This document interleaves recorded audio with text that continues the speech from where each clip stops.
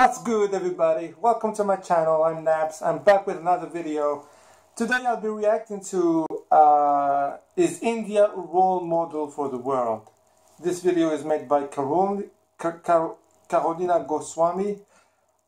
Some of you in the comment section said that she was French, and some of you said she was Polish, but judging by her looks I can say that she is probably Polish, not French, because even her accent, she doesn't have a French accent when she speaks in English. So, neither do I, but I know how the English French sounds, so yeah. So let's check this out, guys. Let's see what she has to say about it. 2008. China is struck by a major earthquake. India offers $5 million to China for its relief activities for the victims of the earthquake. Wow. 2005. Pakistan. I don't think they need this money. India offers China is a rich country. What she said about Pakistan as a cash assistance, along with $50 million in in-kind contributions from both private and governmental sources. 2010. Pakistan is suffering from massive floods. This time, India offers $25 million to Pakistan to help the victims of flood. But they are enemies, right? India comes to the rescue of its so-called arch-rival. 2005. An Indian Air Force aircraft arrives at the Little Rock Air Force Base in Arkansas in the USA. It is carrying 25 tons of relief supplies for victims of Hurricane Katrina. Wow. On multiple occasions, Sri Lanka has received humanitarian assistance from India worth more than $120 million. In March 2017, it was revealed that India had been a net donor of foreign aid in the last 3 years. It had provided more aid to foreign countries than it had received. Not only that, in 2004, when India was itself affected by a tsunami, it still went on to send help to other nations like Thailand, Indonesia and Sri Lanka. It deployed 14 Navy vessels, nearly 1,000 military personnel, and several dozen helicopters and airplanes to Sri Lanka. It does not matter what part of the world it is, Africa, America or anywhere else. If there is a crisis, India is often seen as the first country responding to it. Yeah, they don't use a double standard, you know. If you are a big country, I will help you. If you are a small country, I don't give a shit about you. Yemen crisis too. Germany, USA, Sweden, France, just to name a few.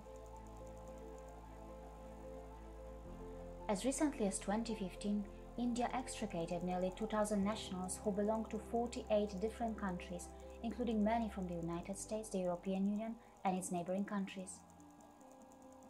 In most cases, it is India's Navy, its Air Force, its national airline and its Ministry of External Affairs which handle such operations. It does not matter whether it is a high-risk conflict zone or a post-natural disaster area. India is always there for the nations suffering from a crisis. Apart from providing cash assistance, food assistance and humanitarian assistance, it also partners many nations in post-calamity recovery and in various development projects. India has 279 lines of credit, which are worth $28 billion in 60 nations in Africa, Asia, Latin America, the Caribbean and Oceania. Of this, 254 projects aggregating nearly $4.7 billion have been completed, while 194 projects worth nearly $19 billion are under implementation. Whether it is search and rescue missions or more uncommon situations like combating piracy in the Gulf of Aden, where India sent almost 30 warships, escorting more than 1,500 ships and blocking nearly 30 piracy attempts. Its army is globally admired for its humanitarian nature and for its potency. How many of us know that the Reserve Bank of India provided financial assistance to the governments of Maldives, Bhutan and Sri Lanka when they faced foreign currency liquidity shortage? How many of us know that India is one of the largest contributors to the United Nations? I really love the principles of India, man. Whether it is Sri Lanka, Afghanistan or Nepal, in post-conflict scenarios, India is often seen extending its long-term support to facilitate reconstruction and stabilization. In South Asia, if any crisis emerges and if people fear for their lives, they look to India first, a nation which since time immemorial has provided a sanctuary to those affected by any type of persecution. The UN has even praised India's efforts by citing its refugee policy as a model for other countries. Whenever a country asks India to mediate and help in reaching peaceful settlements, India plays a constructive role. Its experts provide technical assistance to other countries in designing new constitutions and also in helping them to hold elections smoothly. Globally, India is involved in assisting other countries in infrastructure development. But what makes India even more special is its keenness to help other countries to become self-dependent in the long run. A good example of that is India's I'm more and more fascinated which was built at a cost about of this country, $125 million and encompasses more than 48 African nations, bridging the digital divide and providing top-quality education and training. It was the brainchild of former Indian President APJ Abdul Kalam. India also provides scholarships to many foreign nationals, and in 2011, during the India-Africa Forum Summit, it pledged $5 billion in aid to Africa in the form of concessional loans. And let us not forget that globally, most countries are beneficiaries of India's cheap medicinal drugs, which have saved millions of lives. India's style of foreign aid is quite different to the Western countries, which generally provide conditional aid. That's true. India respects the sovereignty of other countries, and unlike many other nations, Indian aid programs are not designed to interfere with the beneficiary's domestic policies or his Exactly. This is the big... Yeah, this is a good point. This is the big difference between India and the United States, you know.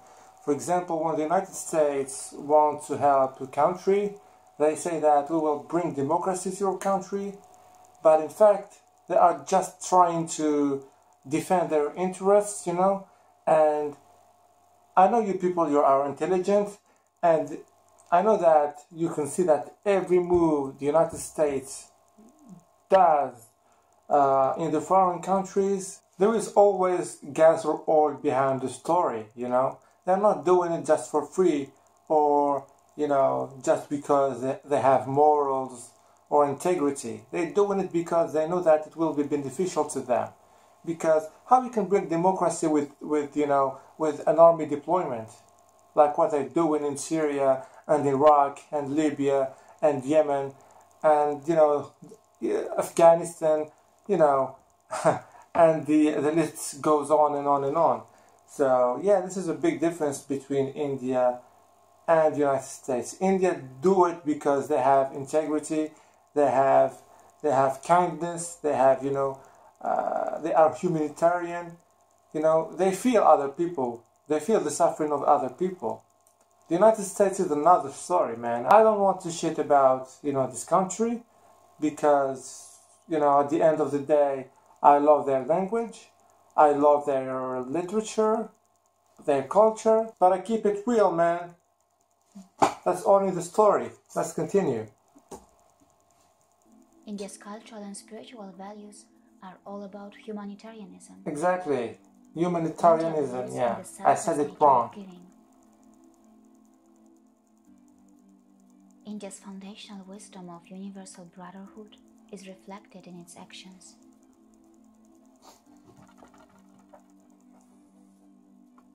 See you again. Disclaimer, this video like any other people does. Just trying to stay objective. It's a good thing. So this is the end of the video, right? Yeah, man, I have more and more respect for this country, you know, because when you see that they try even to, you know, help countries that doesn't need help. A country like China, they can go through any crisis. They have enough money, you know, to help themselves surpass that crisis, but they do it. India do it because they have integrity, they want to help other people, they have morals, and I love that. Same thing with Pakistan, you know, Pakistan, they are in conflict with Pakistan, but when things bad happen to Pakistan, they try to reach to them, you know, And this is just a good thing. That says it all about India.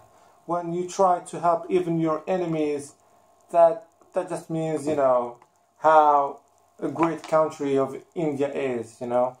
So I have a mad respect to India. Thank you for watching. I really love this video. I hope you enjoyed the reaction. If you have any other suggestions, please let me know in the comment section. And see you next time. Peace.